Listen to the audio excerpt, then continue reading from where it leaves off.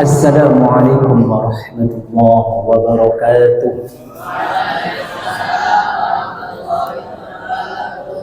Alhamdulillahilladzi asra bi'abdihi laylan minal masjidil haram ilal masjidil aqsa alladzi barakna hawlahu. Asyhadu an la ilaha illallah huwalladzi amarna bis-salati waz-zakati wa asyhadu anna Muhammadan 'abduhu wa rasuluhu la nabiyya ba'dahu. Allahumma shalli wa sallim ala sayyidina Muhammadin wa ala alihi wa sahbihi wa mawalah, amma ba'd. Wa qala ta'ala fi kitabihil karim, a'udzu billahi minasy syaithanir rajim. Bismillahirrahmanirrahim. Qad aflahal mu'minun alladzina hum fi salatihim khashi'un. Sadaqallahul 'azim wa sadaqa rasul karim wa nahnu 'ala dzalika minasyahidin. Subhanaka la 'ilma lana illa ma 'allamtana innaka antal 'alimul hakim wa tub 'alaina innaka antat tawwabur rahim. Para jamaah yang dirahmati oleh Allah Subhanahu wa taala, wabil khusus pengurus Masjid Al-Jihad, semoga senantiasa dapat pertolongan Allah untuk menyelesaikan tugas-tugas dan programnya dengan ridho Allah Subhanahu wa taala. Dan semoga ke depan Masjid Al-Jihad ini semakin maju, semakin membawa manfaat untuk umat, dan kelak di surga Allah, dikumpulkan di surga Allah bersama para jamaahnya, para pengurusnya, dengan izin Allah, ridho Allah Subhanahu wa ta'ala. Para jamaah yang dirahmati Allah, dalam satu tahun itu ada 12 bulan, dan ada 4 bulan yang dinamakan bulan haram, termasuk adalah bulan Rajab. Dalam surat At-Taubah, Allah menyampaikan, Inna iddat a'udzu billahi minasy syaithanir rajim. Bismillahirrahmanirrahim. Inna iddatasy syuhuri 'indallahi yawma khalaqas samawati wal ardh يوم خلق السماوات والأرض منها أربعة حرم ذلك الدين القيم فلا تظلموا فيهن أنفسكم وقاتلوا المشركين كافة كما يقاتلونكم كافة wa'lamu annallaha ma'al muttaqin.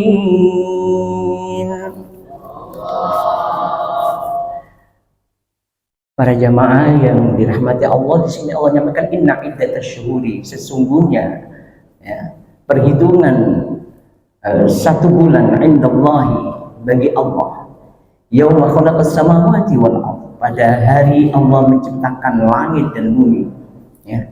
Minha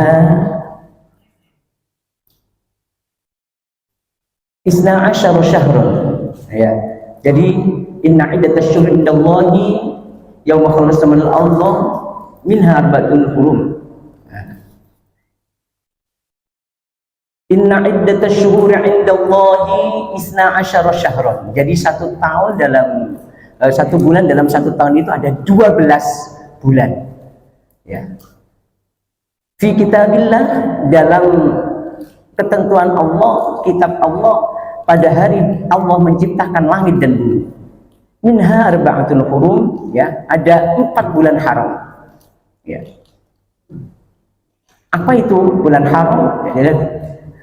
Kata hadis Rasulullah itu 3 bulan itu berturut-turut, dan 1 bulan itu tidak dekat, atau antara Jumadil Akhir dan bulan Sya'ban, kata Rasulullah.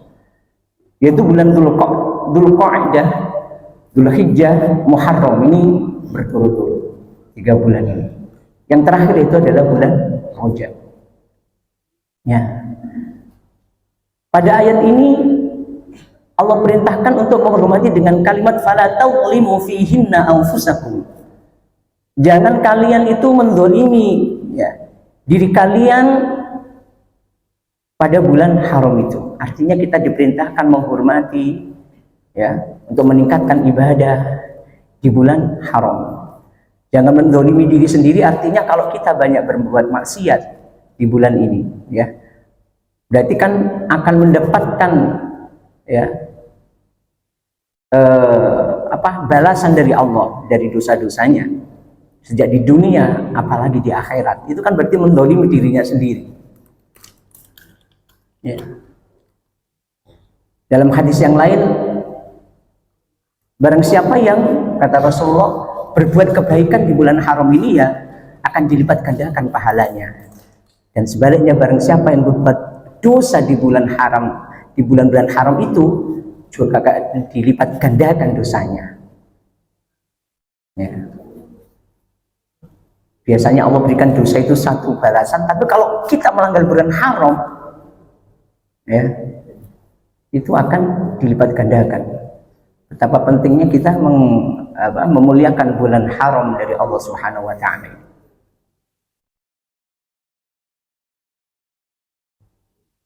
Sehingga ketika seseorang, kita kembalikan bulan haram di sini, yang saya maksud adalah salah satunya adalah bulan Rajab. Karena itu para guru-guru kita itu ya mengajarkan sebuah doa. Ya memang Rasulullah tidak mengajarkan doa ini, tapi doa ini guru-guru kita dulu, guru ngaji kita mengajarkan doa dan sering menjadi pujian di masjid-masjid. Ya.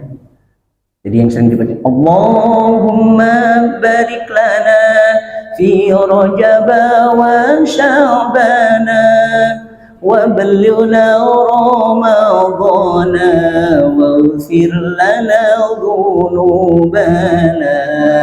Allahumma barik lana fi Rajab wa Sya'bana wa ballighna Ramadana faghfir lana dhunubana. Allahumma ya Allah, barik lana, berilah keberkahan kami ya, usia kami fi Rajab, di bulan Rajab, wa Sya'bana, dan beri keberkahan usia kami di bulan Sya'ban, wa ballighna Ramadan, dan sampaikan usia kami sampai berjumpa Ramadan ya. Jadi doa itu ya, ketika saya berdoa sama ya Allah, beri kemudahan anak-anak saya untuk menuntut ilmu ya Allah, apa saya nggak boleh doa seperti itu kepada Allah? Apa doa saya itu ditiru oleh murid-murid sekolah saya, apa juga tidak boleh? Boleh kan?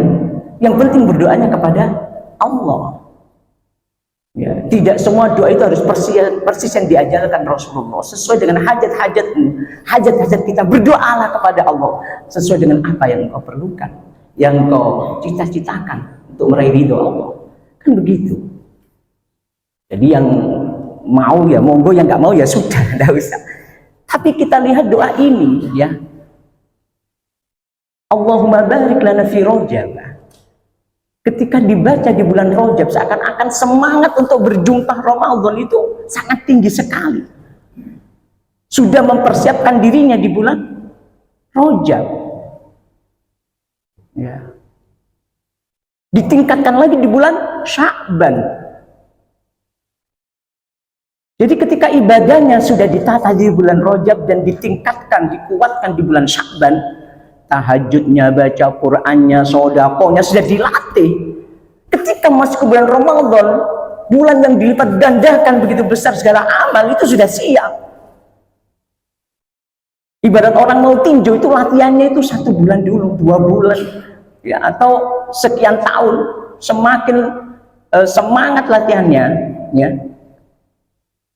semakin hebat latihan untuk menghadapi ketika bertanding itu sangat ringan sekali kalau sudah berlatih kuat itu ya. Sama beda dengan orang yang nggak pernah latihan, langsung tinju ya, langsung roboh ya. Jadi seperti itu semangatnya. Dan seorang ulama juga mengatakan bulan Rajab itu adalah bulan menanam amal, bulan Sya'ban itu bulan menyirami atau memupuknya, dan bulan Ramadan itu bulan memetik hasilnya. Ya. Jadi ada juga yang mengatakan bulan Rajab itu adalah bulan untuk mempersiapkan diri mau berjumpa Ramadan, ya. Kemudian bulan Sya'ban itu memperkuat, ya, dari amalan-amalan di bulan Rajab yang sudah dilatih. Jadi Sya'ban sebulan sebelum mendekati Ramadan itu sudah dilatih, diperkuat di bulan Sya'ban. Itu pentingnya. Dan di bulan Rajab ini, ya, di bulan Rajab ini ada peristiwa yang sangat penting, yaitu peristiwa Isra dan Mi'raj. Ya. Dalam surat Al-Isra ayat pertama itu, A'udzubillahi minasyaitonir rajim.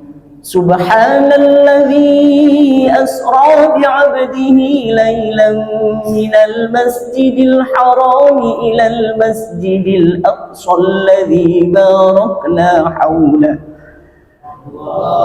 الذي باركنا حوله لنريه من آياتنا إنه هو السميع البصير.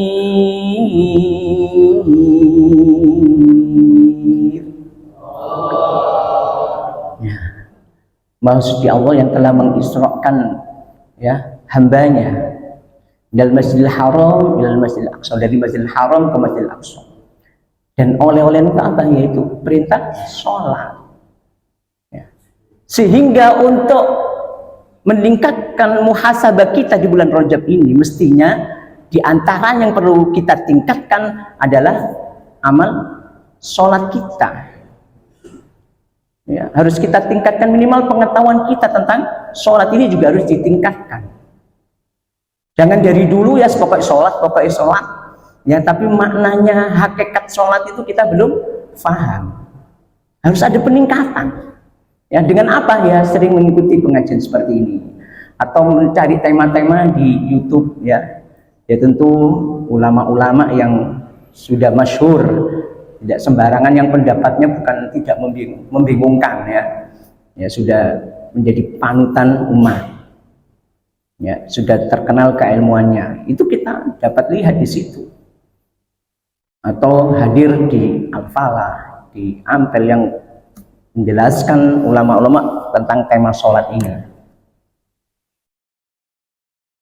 Jadi wala tadzlimu anfusakum di sini adalah ayo kita muhasabah di antara tentang sholat kita. Kenapa sholat itu penting? Ya. Karena yang pertama kali akan dihisab oleh Allah Subhanahu wa Ta'ala besok di hari kiamat itu adalah sholatnya. Amal yang pertama kali dihisab oleh Allah adalah sholatnya. Seperti riwayat Imam Tirmidzi, Rasulullah bersabda, awwalu ma yuhasab bil abdu yaumal qiyamah sholatuhu. Idza saluhat qad aflaha wa anjaha wa idza fasadat qad khaba wa khasara. Ya. Amal yang pertama kali yang akan dihisab dari seorang hamba pada hari kiamat adalah sholatnya. Idza sholahat, kalau sholatnya baik, ya, kata Rasul, qad aflaha wa anjaha. Aflaha, mereka beruntung, wa anjaha, mereka sukses. Ya. Dari sholatnya saja ketika dihisab sudah bagus, Allah katakan, ya, sungguh, kata malaikat, ya, engkau beruntung, engkau sukses. Wa idza fasadat, kalau rusak sholatnya dari awal sudah kalau sholatnya rusak, ya, malaikat mengatakan qad khaba wa khasara. Ya, maka engkau gagal dan engkau rugi. Ya, gagal dan rugi. Yang pertama kali dihisab. Ya. Dan memang sholat itu, ya, di antara manfaatnya, sholat itu adalah tempat kita melatih, ya, untuk selalu mengingat Allah. Dalam surat Thaha 14, innani anallah la ilaha illa ana fa'budni. Ya, sesungguhnya aku ini Allah. Tiada Tuhan ya kecuali aku Allah. Fa'budni, maka ya ibadahlah atau sembahlah aku. Wa aqimis shalah, dan tegakkan salat li dzikri, untuk mengingat aku. Jadi mesti orang ketika salat Allahu Akbar, yang lain itu kecil, yang besar itu hanya Allah. Urusan yang buat kita pusing, urusan dunia. Urusan buat kita stres, urusan dunia, dengan sholat mestinya tidak lagi terjadi, karena hanya ingat Allah. Urusan dunia itu hanya permainan sementara. Yang sesungguhnya adalah urusan akhirat, urusan kita dengan Allah bersama makhluknya. Baik tidak kita dengan Allah, baik tidak kita dengan makhluknya. Ya. Sehingga pada ayat yang lain, surat An-Nisa 103, Allah tegaskan, fa idza qadaytumus sholata fadhkurullaha ya qiyaman wa qu'udan wa 'ala junubihim. Ketika selesai melaksanakan sholat, maka ingatlah Allah dalam kondisi berdiri, duduk, dan berbaring. Artinya mengingat Allah dimanapun, di kantor ingat Allah, di rumah ingat Allah, bersama istri ingat Allah, bersama anak ingat Allah, ya bersama masyarakat kerja bakti juga ingat Allah. Berzikir tidak harus bertasbih, bersolawat, tidak hanya itu saja. Berzikir itu ketika kita mau ngerasani teman kita, ya Allah astagfirullah. Ngerasani teman itu berarti makan dagingnya, tidak mau, itu perintah perang. Itu zikir pada Allah. Ya. Ketika ada orang pengemis, di akun ada uang, tapi gitu setan ojo ditono, ojo dikei. Tapi kita lawan itu, kita kasih pengemis itu. Itu zikir sama Allah. Ya. Seorang ayah mau pelit sama istrinya, oh jadi kayak ibu cuma jadi ya, kasih uang. Tapi ya ilmunya dari Al-Quran, dia kasih istrinya karena dia yakin bahwa dengan menafkahi istrinya itu ya rezekinya akan ditambah oleh Allah. Ya. Bal yazdad, bertambah. Nah, keyakinan kayak itu namanya zikir sama Allah. Ya.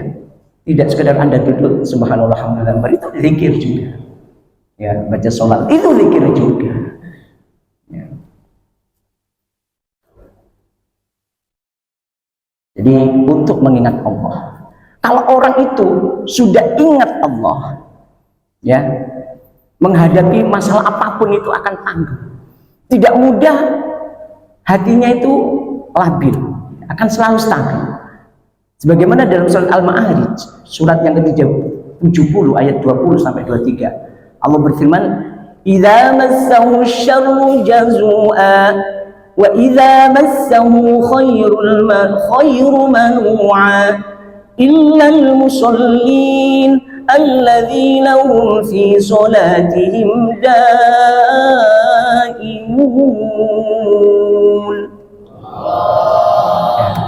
Manusia itu sifatnya kalau ditimpa keburukan, ya, dia berkeluh kesah. Ya. Kalau ditimpa kebaikan, dia itu pelit. Ya. Lek susah ngeluh yang Allah oleh duit, oleh rezeki akeh, medit. Jadi ini Allah itu jariku. Ya. Kecuali orang yang sholat. Sholat yang bagaimana Ustaz? Alladzina hum fi sholatihim daimun. Sholatnya itu istiqomah. 5 waktu benar-benar dijaga, dan sholat itu memang kontrol dari Allah. Ya, ketika pagi orang itu susah sedih, dagangannya gak payu, ya mau putus asa, diingatkan sholat. Apa zuhur gak laku, diingatkan. Ketika mau asar, diingatkan dengan sholat asar. Ayo kembali ke Allah.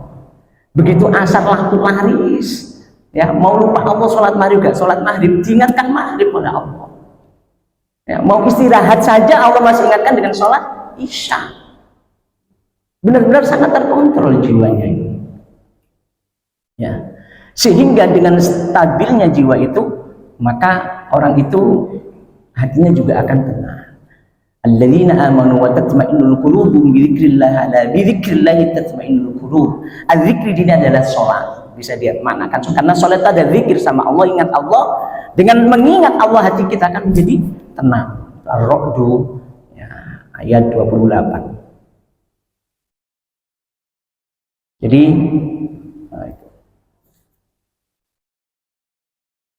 kenapa orang dengan sholat hatinya tenang, ya, hatinya stabil. Karena dalam sholat sendiri itu akan mendatangkan pertolongan Allah.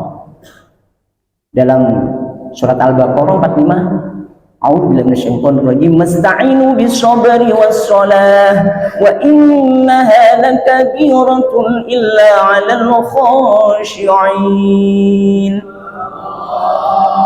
Dan jadikan sabar dan sholat itu sebagai penolong kalian. Ya, memang sholat itu berat kecuali orang yang khusyuk. Ya. Orang yang khusyuk itu apa? Alladzina yadhunnuna annahum mulaqu rabbihim wa annahum ilaihi raji'un. Orang yang ketika sholat itu dia berkeyakinan dia berjumpa dengan Tuhannya. Seakan-akan dia melihat Allah. Tetapi kalau nggak bisa, ya seakan-akan kita dilihat Allah, kata Rasulullah. Ya. Ka'annaka wa'bud rabbaka ka'annaka yarahu fa illam yarahu fa innahu yaraka. Beribadahlah kepada Allah seakan-akan Allah melihat, kita melihat Allah. Ya. Membayangkan sebenarnya tidak usah dibayangkan Allah, kita melihat Allah, kebesaran Allah, keagungan Allah. Kalau nggak bisa itu, ya itu yang kedua aja, yaitu seakan-akan kita dilihat Allah.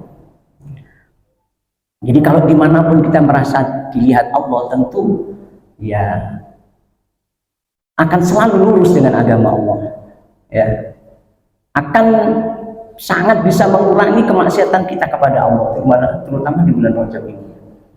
Sehingga saking pentingnya sholat bisa kontrol semacam itu, sampai kita diperintahkan Allah, wa'mur ahlaka bis-sholat wastabir 'alaiha. Ya, dalam surat Toha 132, perintahkan keluargamu untuk sholat dan sabar melaksanakan sholat. La nas'aluka rizqan, aku tidak tanya rezeki kan. Aku perintah sholat, tidak minta rezeki, tidak minta pemberianmu, kata Allah. Ya. Nahnu narzuquk, kami yang berikan rezeki. Wal akibatu littaqwa, dan sebaik-baik akibat akhir itu adalah bagi orang yang bertakwa. Itu saking pentingnya sholat, sehingga ketika kita punya anak 10 tahun nggak sholat itu harus lebih tegas lagi. Kalau di situ Rasul mengatakan dipukul, pukulan dengan penuh kasih sayang. Ya. Kalau saya, anak saya nggak sholat, biasanya tak siram pakai air. Ya, dia kaget, dia bangun, nggak apa-apa. Untuk melatih supaya sholat, saking pentingnya sholat seperti itu tadi. Karena kalau zaman sekarang ini ya, jiwa banyak nggak stabil, ya. Ada suami membunuh istrinya, ya, hanya karena sakit hati. Ya, istri ya memotong itunya suaminya, ya karena juga sakit hati. Anak meracuni orang tua, ingin rebut warisan.